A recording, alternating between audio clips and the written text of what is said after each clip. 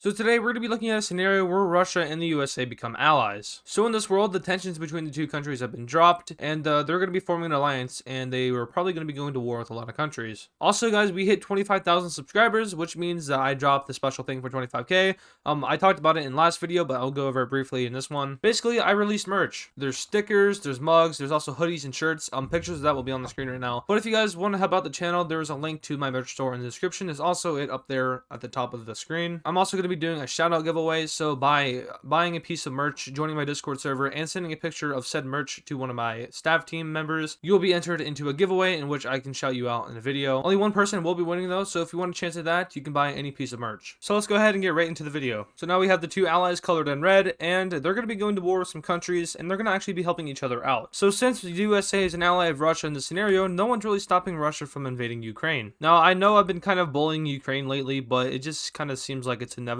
So Russian forces start their push into Ukraine, fighting against the Ukrainian army. They capture all the Ukrainian coast and eventually get all the way over to the western parts of Ukraine, which then you capitulate the country. From here, we have Ukraine getting fully annexed by Russia. Now this alliance is only going to be including Russia and the USA. No other countries are allowed to join this pact. Anyway, now it's the US's turn to invade some countries, and this time they're going after the Caribbean. US troops take control of a scrambled Haiti and push onto the island. From there, they have an easy front against the Dominican Republic, in which they wipe out pretty quickly. From here, they make two landings on Cuba, one in the southeast and one in the west. There will be no failed invasion this time. The US is going to have the upper hand since Cuba is not being backed by any outside forces. Eventually, the island falls and the US wins. So just like that, the US is expanding down into the Caribbean and now has even more influence in northern South America and Central America. From here, Russia takes its time to invade all of Central Asia, as it always does. Now with the recent events of Kazakhstan, this is not going to be a problem for Russia at all. In fact, Russia will probably just annex it in real life, if I'm being honest. But also probably not, because the UN exists. But Russia pushes into a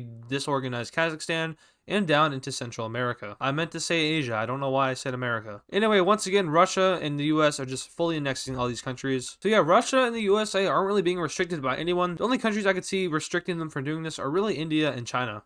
Other than that, no other country really stands a chance against these two together. So yeah, the world is kind of screwed in this scenario. Although apparently the world hasn't given up all hope, because this new neo-NATO has just formed up. As for all my videos, alliances are usually dissolved for the sake of the video, and NATO was dissolved in this one. So we have this new NATO pact forming up against Russia and the USA. It was also speculated that Mexico was about to join, but unfortunately they were too late and the US declared war on them. But the thing about this though is that we have this new NATO alliance supplying the countries that are being attacked.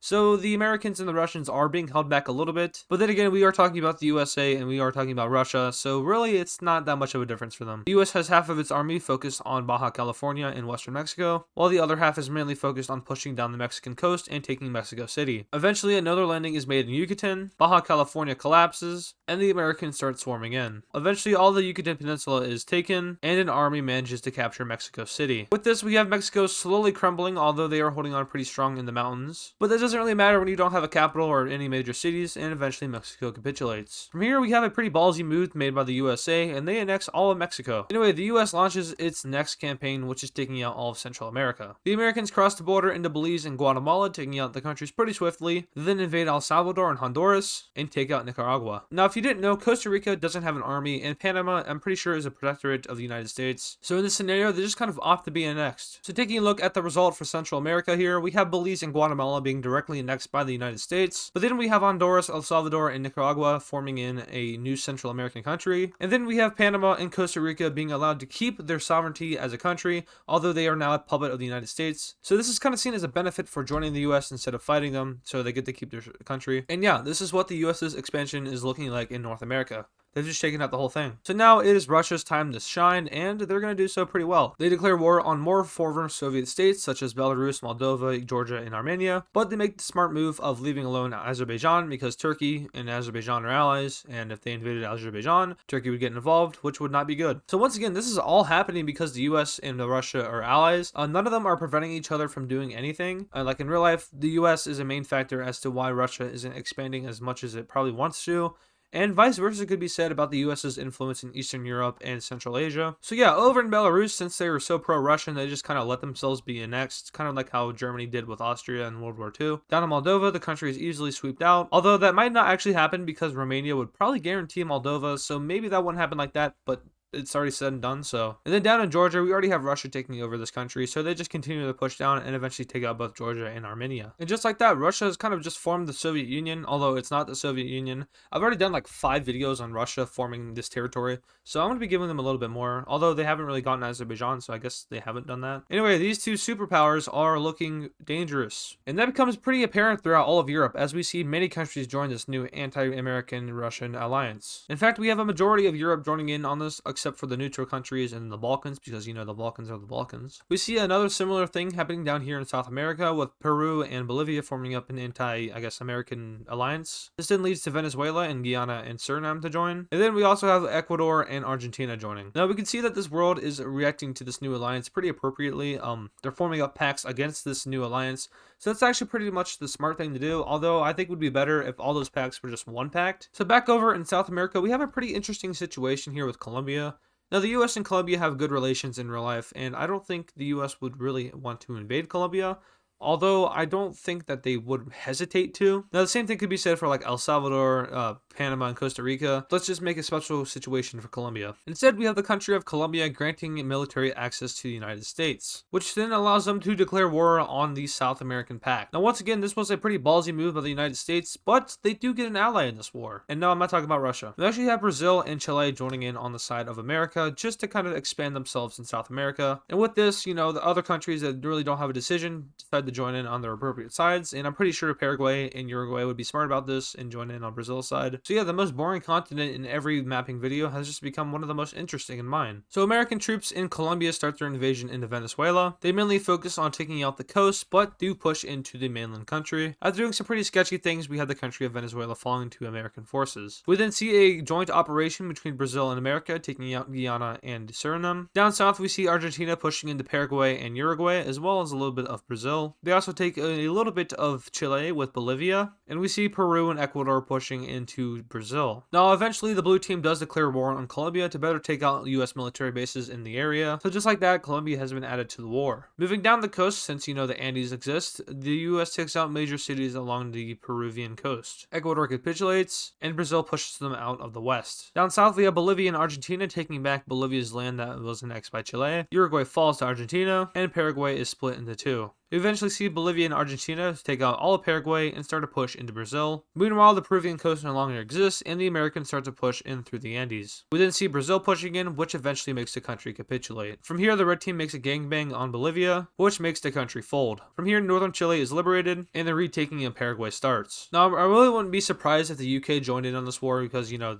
these pair of islands right here, those islands. But since the UK is anti-US, they're not going to be doing that. So Paraguay is completely liberated, as well as Uruguay, and Argentina starts getting pushed back. After Buenos Aires falls, we have the complete fall of the country of Argentina. So yeah, South America just followed American influence, which means America has like almost complete control over all of the Americas. Now obviously Brazil, Colombia, and Chile can't join in on the Russian-American alliance, but that doesn't necessarily mean they can't be like friends of them. So the US has puppeted both Venezuela and Peru, and the rest has just been divided up between all of the red team members in South America. Colombia gets Ecuador, Brazil gets all of the northern South American countries. They also get a little bit of Bolivia and a little bit of Argentina. Paraguay gets land from Argentina, Uruguay gets land from Argentina, and Chile gets land from Argentina. So yeah, America has completed its conquest of the Americas, and now they're just going to be helping out Russia, and obviously fighting in a pretty big war that's going to be happening. So Russia kind of wants to get down to the Middle East in order to secure oil supplies, but the problem is all the countries that Russia needs to attack are pretty strong.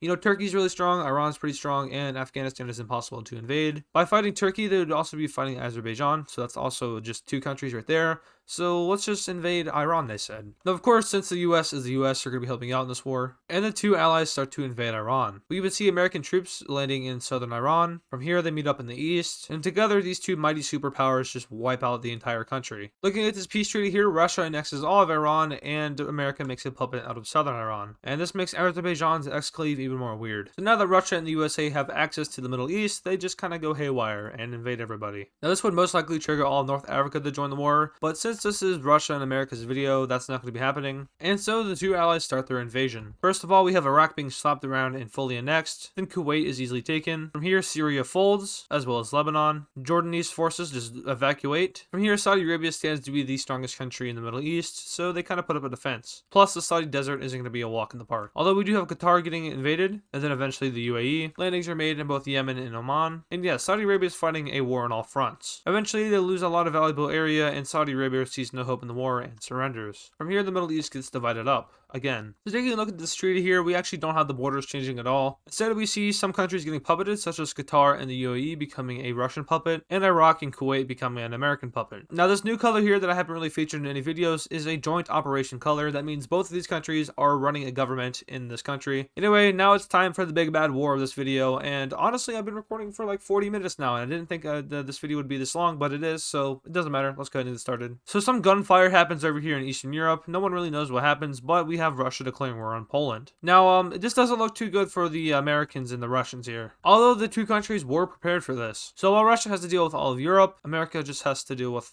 Canada. I'm not gonna lie to you guys, Canada is gonna fold pretty quickly here. So we have all of Southern Ontario being taken, as well as major cities in Quebec. We then have the occupation of British Columbia, and just like that, Canada surrenders. So with that out of the way, America can go and help out Russia and Europe. Right now, Russia is attacking the Baltics. They then start a push into Finland and a push into Romania. Meanwhile, we have American troops landing in Greenland and taking out the, I guess, autonomous country or whatever it is. They then land in Iceland to take it out. And from here, Europe looks like they made a bad mistake, which it wasn't really a mistake, it was an accident. But yeah, Poland screwed up here. Russians take over Helsinki, which makes Finland collapse. And then Russia pushes down the Swedish coast, although this really isn't seen as useful because this is a very mountainous area over here. So instead they focus down here on Poland, which they are pushing into. Eventually Russia spearheads across, which cuts off Hungary and Romania, and isolates all of the Balkans from the rest of Europe. We then see the fall of Romania and the fall of Bulgaria. Troops breeze across North Macedonia into Albania and up into Montenegro. We do see the blue team pushing back Russians on the front though, as Poland is fully taken back, as well as Hungary and Slovakia, and a push into Lithuania started, and a small push into Kaliningrad started. You guys keep telling me that Kaliningrad is heavily fortified, and I've been doing that in videos, but ever since I did that, people have been calling me out for not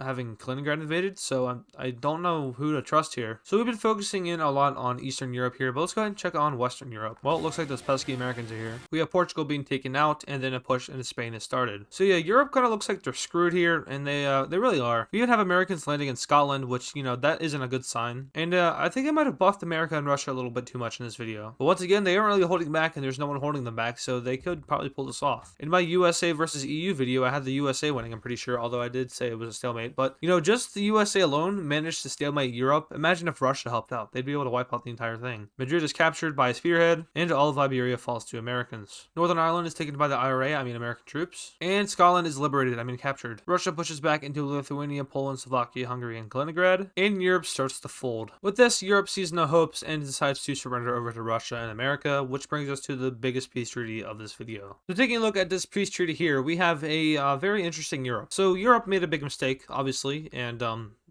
yeah, now Europe no longer really exists with its free will. They then puppet a lot of the Balkan countries, Hungary, Slovakia, and Poland. The US fully annexes all of Canada and Greenland. They also puppet Iceland, Scotland, and Northern Ireland, as well as all of Iberia. So yeah, this world is pretty screwed now. There's not much resistance other than over here in Asia. Japan, China, India, and Pakistan may actually not be enough. They'd probably have to get the help from Turkey and other really strong countries like France. But if this world really wants to take out the USA and Russia, they'd all have to team up. And every country doesn't agree on everything, so that's not going to happen. And we're going to reach the conclusion of this video. So if you guys enjoyed it, make sure to leave a like on it and subscribe to the channel if you're new. Once again, I released my merch for 25,000 subscribers. You guys should go check it out if you're interested in it. I'm giving out a shout out to the winner of the merch competition. So if you want to join that, buy a piece of merch and send a picture of it in my Discord server. Just send it to a staff team member and you'll be entered into the giveaway. Here's a better look at the design. If you want to see it like with me holding it, this is what it looks like. And yeah, you can find all the stuff at AdizzPromerch.com. So thank you guys for watching this video, and I'll see you tomorrow.